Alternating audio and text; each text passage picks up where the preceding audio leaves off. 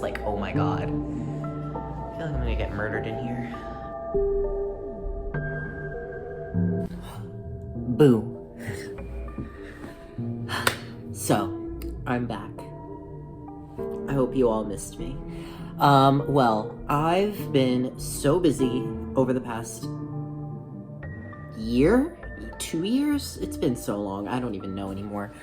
But I decided to upload some content for you because, I don't know, I've actually, just started spring break. I'm actually very busy with certain things, but I decided to sit down and film this video because I thought, it's a very good idea. Now, I actually didn't plan this video when I went to the place. I found out beforehand, like literally like 30 minutes before we were leaving, that this is actually a very interesting place that I went to, and right now I'm going to sit you all down and I'm going to talk about it. Now, today's very special actually because I just got back from exploring the St. Glore Psychiatric Museum and attraction. Now, this attraction didn't become just touristy for the fact that it's about psychology and all of the early days of modern medicine. No, it was actually on the grounds of an old psychiatric facility, an old mental hospital, if you will. And this place is very interesting because it talks about the old basis of medicine. It's a whole museum dedicated to all of the tools used on patients, all of the procedures and events that patients would go through inside one of these hospitals. So let me take you through some of the history of this very disturbing building. Now, the museum itself is just simply another part of the hospital, and it's been redone and remodeled into what is now known as the museum. Now, the museum itself is very small, but it's honestly quite fascinating. It details all of the patients' histories and sort of how they were treated, essentially, inside of these facilities. To give you an idea, this facility was founded in 1967, a very long time ago, and at that point it was founded on the guise of sort of finding a treatment facility for those who are just mentally ill and don't deserve to belong in some sort of prison. Now, this place was founded on the guise of sort of being a refuge or a place where people could get better, but most modern-day medicine was very questionable. I just realized my eyeliner was completely just worn off that entire shot, so we're gonna redo it and I'll be back. Now, the museum itself was founded by George Glore in 1968. Now, in the late 1960s, he decided to open this museum to sort of curate the idea of how far mental health and sort of the treatment of mental health has come along. Now, he opens the museum and he opened it on an open house on Mental Health Awareness Week to sort of show how far it has come in terms of the Victorian era when the hospital was first opened. Now, the hospital has long since been abandoned. Trust me, I really wanted to go inside that hospital. I drove up to it, and it's completely abandoned. No one's allowed inside. But trust me, I tried my hardest. But there have been many questionable cures for all of these mental health disorders that the patients may have been experiencing. Many are considered normal today, like sort of musical therapy. There were many reports of musical therapy within the walls of the facility. There was different instruments being used, different bands being formed, and it was a really good way for patients to sort of be able to be themselves and not be under the guise of some sort of physical mistreatment. Now, don't get me wrong, many of the treatments made in those facilities were for the greater good, but modern medicine was so poorly developed that the treatments were definitely questionable. Now, these treatments were extreme. Some treatments, like drugs or any sort of medication, would definitely work to a certain degree, but some doctors would definitely experiment on their patients trying to find what best worked. It was becoming less about the patients and more about the cure. doctors were becoming obsessed with trying to find this cure to the point where they were using absolutely anything and everything to cure their patients. There would be even extremes like drowning their patients, drilling into their skulls, or even electroshock therapy, even going so far as to use an electric chair to sort of stimulate their patients. But enough about the history of the hospital itself.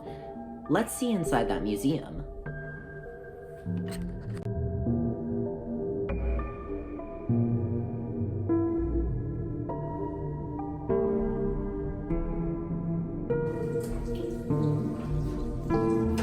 And then, long story short, I got distracted by these weird sand, watery things on the wall. Oh my god, seriously, no, these are so cool.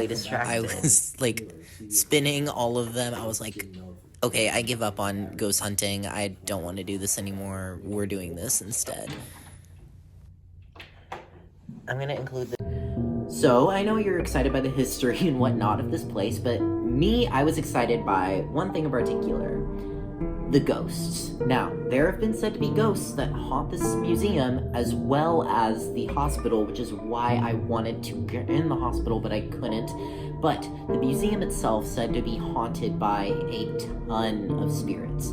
Now, they start off with definitely small things that have been seen 1,000 million times before.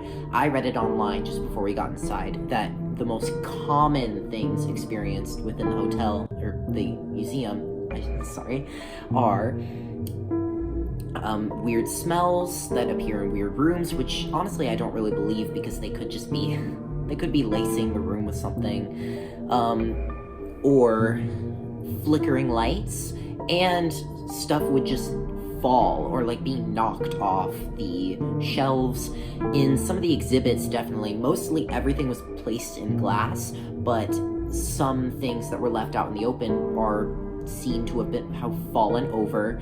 And most commonly in the gift shop where everything is laid out for you. I couldn't film in the gift shop because there are people around, and merchandise. I don't think I'm allowed to film the merchandise, but stuff would fall over, bookshelves would repeatedly fall over. That was in one instance that I had read about. And there have been so much paranormal activity documented in this place that there even have been ghost tours. Yeah, they're trying to play it up. They're like, ooh, we see there's hauntings, we need to get that money, get that revenue, so good for them. And so I decided to go ghost hunting, and these are my findings. Okay, so it just got warmer in this part of the museum, but it might be this heater. Oh no, it might be this heater. Is this a heater? Hold up, it might be this heater. Oh yeah, this is totally a heater. Update, it might not be a heater, because these... It's not a heater. Just been informed that... So, where's the heater? Not a heater. Okay, what do you think it is? Lack of ghosts. Okay, well, here's the thing. It's significantly warmer in this part of, the museum, but, we've been seeing these things, up above us, and there's not heat. There's heat coming from some of them, but not, a lot of them. But I swear it was significantly warmer in that last part, so I don't know. Okay, so there have been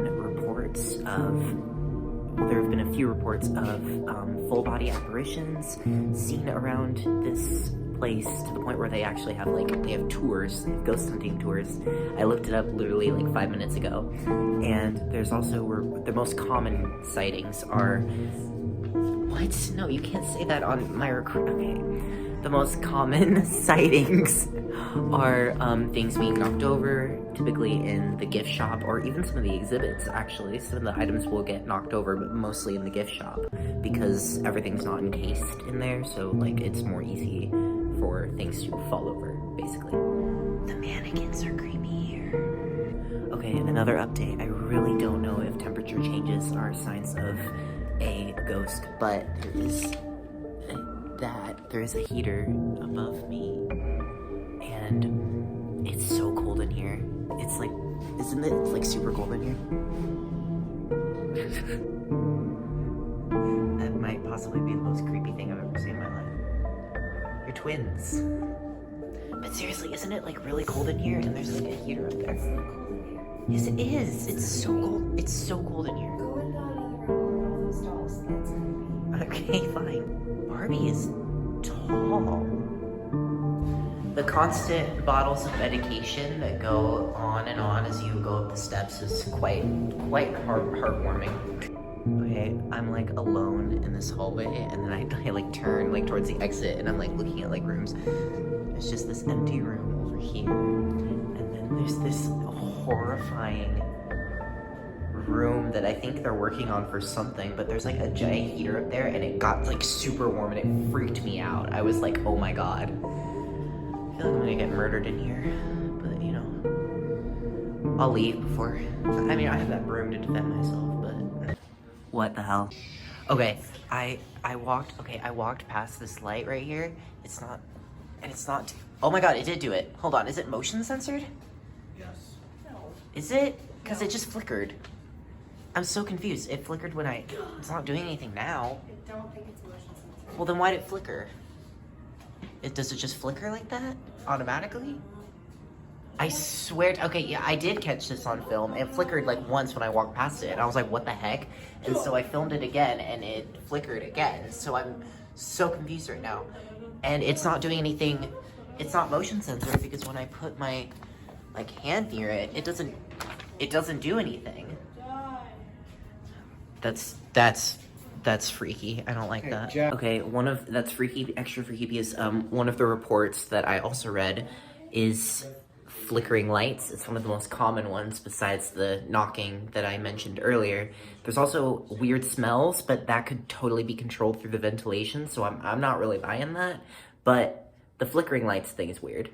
So, moral of the story, I am a terrible ghost hunter. I do think that flickering light thing was a little peculiar, but it did flicker, like, when I shone the camera at it. I thought it was weird that I didn't catch it on camera, like, it just flickered when I walked past it. I was freaking out, and I pulled my camera out, and I was so ready to record it, but it just, it flickered, so it was gone. And then it flickered again, thank God, and I got it on camera, and now, I'm not lying. But it could just be like a gimmicky thing. I don't know. It could just be how those lights work, but I didn't see a light flicker another light flicker the entire time we were there. Like, no other lights were having problems or anything like that. And I don't think it wasn't motion censored. It wasn't motion censored. I'm not sure. But if you have any theories or anything like that, put them in the comments below.